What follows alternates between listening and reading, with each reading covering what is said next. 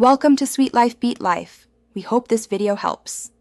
In this video, I will explain how to take omega-3 capsules with water.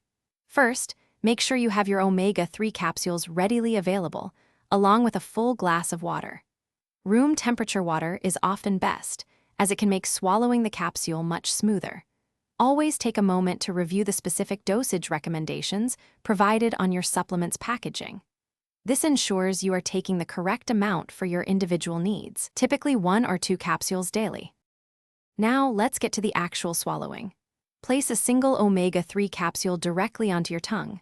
Next, take a generous sip of water, enough to help the capsule glide down easily. Gently tilt your head back just a little, then swallow the capsule and water together in one smooth, confident motion. If you find it difficult, try taking a sip of water first, then placing the capsule in your mouth with the water. For optimal absorption and to minimize any potential fishy aftertaste, it's highly recommended to take your omega-3 capsules with a meal. The fats in your food help your body process the omega-3 more effectively. Many people find breakfast or dinner to be the most convenient times.